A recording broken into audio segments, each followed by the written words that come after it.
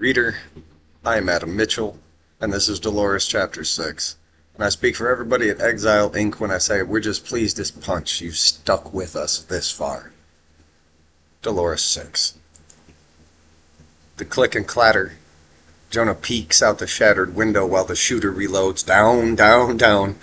And again the fashionista assassin cackles and riddles the room above head level to pin them.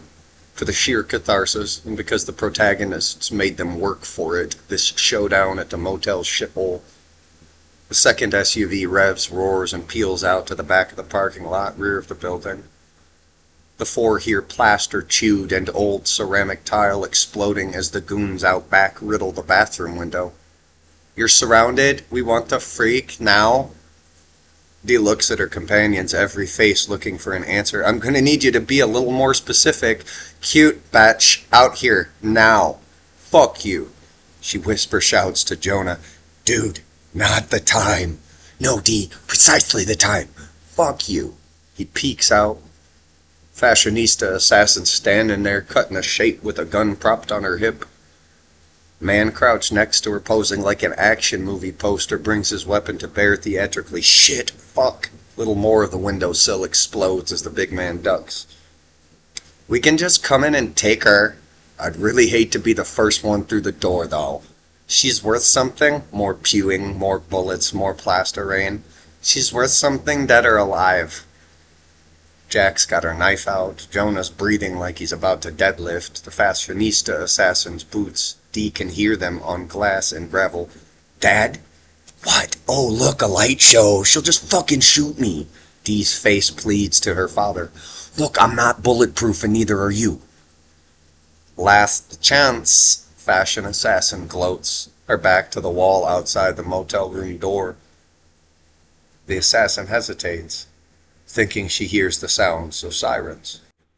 Asterisk. In San Francisco at the lab, Anne runs the daily gauntlet on the way to her desk. Hey, Janet. Hey, fuck you. How was your weekend, Becky? I will burn you to the ground. It was wonderful, yeah. Drum blood, her audible pulse elevated and amplified by the daily rage at being that fucking forgettable. Apparently, that and her task. You gotta start the day as normal as you can. And instead of the bathroom, it's off to her boss's little office in the back corner of the lab. She waits for boss to get into it with Dr. Feelgood. Please explain to me how putting subject 12 in a K-hole helps a fucking thing. Explain it like I'm a child, really slow. You are a Philistine, a thug in a suit. The office door slams, and Anne wanders from her station to the bathroom on a serpentine route. She stops to tie her shoe, to drop the tiny marble that rolls under the office door under its own power to steal the boss data. In the bathroom, she's shaking, staring in the mirror for a long time after the littlest, simplest thing. Hey, fuck! What's with you? I don't expect my boss to lurk outside the restroom. Asterisk. On the road to Peoria, when Dee was very young, before the war, when things were shaky but forced smile okay, there was the stupid cartoon police dog. She had the stuffed toy as a baby through teenager. She remembers pressing her face in it as she fell asleep. Jonah sits her on the edge of the bed in the room adjoining their first. The blinds are pulled, and they got a lantern and whatever gear could be quietly dragged out of the room, just in time, as a drone dog sniffed at and entered the shot-up space and loudly shouted, More crimes, active crime scene, perimeter amended. Jonah speaks quietly. They all speak quietly as they are trapped, surrounded. The drones will patrol for as long as they like. Dee, you're in shock. You're gonna be okay, you hear me? She nods from far away. They were getting shot at, then sirens and dog bots. Then, at random intervals, they hear, This is an unlawful assembly, return to your homes, maybe perimeter established, awaiting backup. It just took her. I know, Dee. Nobody's gonna take you. Just took her. The drones said other things initially. Drop the weapon. They also said, stop resisting. Again and again. They said that last phrase stopped resisting longer than any resistance was realistically possible, drumming on bodies that twitched and then didn't. We're trapped. For now, D. Just for now. Asterisk. Washington, D.C. It's a sweet spot in the morning routine. The little window where they let the boss get caffeinated before the schedule runs wild over her day, sometimes her. I asked for this job. What's that from her body, man? Nothing. The article isn't about her directly, or at least not at first. It's about the photograph, the history of that moment, and the prize. The Pulitzer wasn't for the photographs themselves, but the effort to get the pictures out of a detention center. Sidney Sanders never found the arrangement of the images aesthetically pleasing on a table like contraband, because at that time they were. The 7 dangerous radicals, some of which struggled to stand for the photo, one of which would die in detention, brain bleed, are laid out on a table. Mugshots of people that, if things had gone a bit differently, would have never seen the light of day. The people or their pictures. Disappeared can be a verb. It's a meta-photograph, really. A photograph of photographs. Sidney Sanders, now President of the United States, is looking at the lower right photo, at a younger version of her own face, beaten out of shape, but familiar, almost. The article's about the mega infrastructure project, the biggest dig, the main thing. The thing sold to a public that had no choice in terms of the transcontinental railroad 2 centuries previous. It, like its sister projects in Africa, Asia, and Europe, are marvels of modern mega-engineering, allowing safe transit of drone no-go zones. That's what did it. Started everything after the war. Sid scrolls past the rest of the news article's intro. Fuck, it's long form. Really long form. Her chastised chief of staff creeps up. 5 more minutes, Sid. 10 more minutes. Really? Can we like a swear jar, Madam President? You will have another attempt at addressing me correctly in 10 minutes. She reads. Jonathan, the body man, shrugs at the chief. Asterisk. The article continues. Flashpoint, Pittsburgh to Chicago, Sacramento to Cheyenne. From those anchors onward to the planned city of Junction. A new beginning in a cubbyhole beneath the rubble of Lincoln, Nebraska. If you're old enough to read this, to be among our target demographic, you likely remember the PR ad campaign, the mix of Old West frontier reclaiming and cutting-edge mega-project engineering. The reality was far uglier. Comparing the Big Dig to the Transcontinental Railroad race captured the sense of economic urgency. It also captured the utter ruthlessness of the capitalists playing the role of this century's rail barons. It failed utterly to capture the imagination of the American public. Perhaps the Panama Canal is a more apt historical comparison in terms of on-the-job risk. Silicosis, rockfall, shoddy safety equipment, worker-on-worker violence, almost always fueled by alcohol and leftover guns, abysmal pay, missing union agitators. Asterisk. Sid reads a while longer. She skims and scrolls past tables, charts, past even more of the historical context. Good, deep journalism. Madam President, it's time. No, it's really not. We have a busy schedule. Every goddamn day is busy. I am looking for inspiration on the eve of battle. I will have my Secret Service detail rough you up. They don't do that sort of thing, Madam. Jonathan might, though. The body man nods his head. Yes. Sid sips her coffee, and the chief of staff sighs heavily, shuffles off. Asterisk. A wave of strikes, a crackdown. Another wave of strikes, a heavier crackdown. It's still debated by old-timers which dig sites set down their tools and occupied the job site first, but there's consensus on this point. A ration card system akin to company script funny money was the last straw. The collapse of the dollar during what is widely reputed to be one of the coldest winters since 1942, and the completely tone-deaf effort to brand the Big Dig, a jobs program unto itself, helped cement the project as a symbol. It wasn't the harbinger of better times or morning in America, not then. The Big Dig, the hole to nowhere, the meat grinder, became a symbol of what was wrong with the nation. The project and every hole, every job site that was part of the Big Dig became a site of struggle for that great cliché, for a reason, the soul of a nation.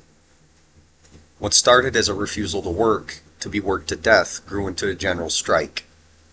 There's a quote leaned on by one of the heroes of this chapter, an organizer that would rise to political prominence quicker than almost any other in this country's history. Sometimes history walks, hesitates, shuffles. Sometimes 10 years happen in a week. Sometimes it happens all at once. The fight over whom it is she's quoting or misquoting outside the federal courthouse in Chicago is not that important. Sorry, biographers, just recognize that Sidney Sanders is what she is precisely because she understands the political and historical moment in which she lives. Or at least she once did. Jonathan, remind me later that I found my guy. Another one, a campaign guy. Yes, Madam President. Yes, you're going to write me words. Asterisk. Illinois, road to Peoria. A long night is coming for the four at the motel, and they know it. We settle this. We do it quietly, but we settle it. Jonah whisper hisses. There's a lantern on the floor between them. Abbott is on one bed, Jack cross-legged next to him. Facing them on the other bed, Dolores sits cross-legged with Jonah beside her. All present can hear servos and pneumatic legs outside, can hear the shouted declarations to each other and no one, awaiting backup that will never come. I can't explain. Dee makes a sarcastic gesture to Abbott, inviting just that. Abbott sticks out the palm of his hand, closes his eyes. Ow! Shh! Dee slaps him hard. No light show. No fucking goddamn hologram. You give me the last line of whatever bullshit poem of an explanation you are composing in your squishy, stupid fucking head. You give it to me right the fuck now. What were you telling Abel? She's breathless. Outside, a robot dog with blood on its hooves cocks its head at the hissing sounds inside the private residence. Continues on its patrol. Abbott. I was telling him we are on our way, on schedule, that I am bringing you to him. It. Why? Fuck you. Also, why? What does he want me for? He wants a body for a body. Your body, Dolores, for mine. What the fuck, Dad? Shh, seriously, shut the fuck up. Shh. Dolores sits back down, whispers, What the fuck? Abby, you're right here. My metaphysical projection is right here. What the fuck does that even mean? Shh. Abbott goes on. I'm desperate, okay? She is not buying it. Look, my actual body is in a ton state. What? See, if you were the one, you would just know these things about being a tardigrade. You would be sufficiently bare to understand it is what we do. Real water bears. What we do. Thanks for that, Dad. It's what real water bears do when things are really fucked up. We hibernate. We become like a rock. That is adorable. Fuck you, Jonah. Jesus. I don't know him.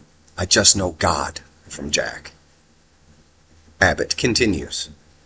Look, Frankenstein's monster gassed the humans in his lab. He could not hurt me, but he could make it hurt. And every time I projected to one of my kids or hookups, Dad, do not cheapen it, dear. You call me dear again, and I'm gonna borrow Jack's knife. Jack giggles. Shh, shh, shh. The old tardigrade whisper rages. Every time I could appear, this shithole you call a world got worse. Way worse. I was wrong, okay? I had a fun couple of slut eras here, but you all, humans are fucking awful. Shh. The jackboot tardigrade was right. Fuck the primates. Fuck you all. Have fun getting smoked by cephalopods, assholes. Oh, okay. Dee nods emphatically. And at any point, did you consider, I don't know, taking your daughter with you? I would if you were capable of the trip. Shh, you're gonna get us killed. Just robot dogs. Abbott seems sincere. I'm an asshole, okay? I'm a selfish asshole. And yeah, I hoped one of my kids was special. Twist the knife, Dad. I don't know what word to use. Half of my kids could not even glow or tell light stories, toddler stuff. I was hoping one of my kids was capable of the trip. We'd double-cross the robot and get the hell out of Dodge. But I'm sorry, you're the last one, the last hope, and I can't take you with me. Dolores. Okay, Dad. Okay, Dad. But why should you get to live at the expense of me, your daughter? Even if you don't give a shit about me, why do you make that choice? How do you make that choice? Dolores, He has nothing else to say. Dee shrugs. You're an enlightened being, right? She turns the lantern down, lays on the bed behind Jonah. Asterisk. Abel. You are my object of study, all of you, humanity, not your nature. Those who describe humans in terms of their nature are writing themselves writ large over the rest, wresting the pen from the scribe and writing over and under and off to the side. Marginalia manhandling the main narrative, inmates running asylums. You narrate your lives and yourselves, and what you understand yourselves to be is a vector. You are special. My Dolores rejects that story totally, completely. It's in her. She is of it. The same story is inside of every brat raised in every bunker you managed to build or restore from the first Cold War. Dolores was mine the moment she set out the door. Destiny, rebuke it or refute it, be it real or imagined, not one of you can resist it. Asterisk. Wake up. T shakes the old tardigrade awake. I'm up. We have a plan. We do? Fuck yeah. The knife is back out of the sheath and Jack's waving it. Shh. Servos whir and a dog stomps over to sniff at the door. Puke up the phone. Excuse you? It still works, right? Puke it up. I can't just perform on command. Dolores points to Jack's knife. Okay. Hands up, Abbott retreats to the bathroom to retch up the cell phone he swallowed. Dee wipes it down, saying nothing. You're welcome. I'm fine, by the way. Dee taps at the screen. Somebody peek out the bathroom window. The truck. Are the lights on? Yeah? Perfect. Tap. 10 minutes later, the four are huddled. They repeat and three repeat the plan, Jack's demand. Say it. What are we? I'm not saying that. Jack points the knife at Abbott. We are a voluptuous deer. You have an extensive vocabulary, Jack. You will never see my vocabulary. Never. Nay. Asterisk. When I move, you move. Good job, Jack. She winks at Jonah. 3, 2, 1, the boop as Dolores presses play, and almost immediately a 1970s rock and roll singer wails, "Woman!" from the sound system of the blacked-out SUV out back. Servos snap to life, a few rusted ones sparking and bleeding hydraulic fluid, but they snap to something like attention. The pack of robot police dogs, half mad and machine rabid but still functional, sets about triangulating the source of the noise violation and sharing the data with each other. Noise violation, civil disturbance, noise violation, unlawful assembly. And the whole pack sprints to the back of the building. Jack peeks her antlered head out the door. I'm moving. The four skitter. You can move now. We know you're doing great. Deer don't talk. Shut the fuck up. Jack takes up her cart, and they race walk up the road as a pack of robot dogs beats an SUV to death. Then there is the sound of automatic gunfire. Apparently one of the fashionistas survived. Must move faster. Dear, do not talk. Faster, go faster. Asterisk. Behind the motel, the last fashion assassin lives his last moments. His dad's music startles him awake. When the bots swarm the car, the man panics, shoots the windshield out, leaps from the hood, rolls. His landing is perfect. He's sprinting. Perhaps the man is too young to remember, or to have ever seen how fast those bot dogs are. Drop the weapon, drop it. They are gaining quite quickly. He turns, fires, and a lucky burst drops one bot. A second, he wings a third dog. Click. The clatter of the empty weapon on the asphalt. I surrender. I surrender. No, no, no, no, no, no. Stop resisting. Stop resisting. Stop. Stop. Perimeter secure. Waiting, await, secure, awaiting, backup. Asterisk. The deer can now talk. Thank you, Jack. The four walk down Highway 40 somewhere north of Peoria, north of Destiny. Jonah tries to talk Dolores out of continuing. Chicago, we can make it there. He gives up. Follows Dee like a puppy. Abbott, who wants his body, must press on. Jack, she wants to meet the god that lives in the hole in Peoria. Jonah walks a little faster, catches up with Dee at the front of their pack. One last try. Dee, you don't have to die for him. Abbott doesn't deserve that. Don't give yourself to Abel. Dee stops. I have no intention of dying for that asshole. I'm right here. Why I said it. I'm going to kill Abel. And how do you intend? I have no fucking clue yet. We're going to kill God? Jack is now confused. End Dolores 6.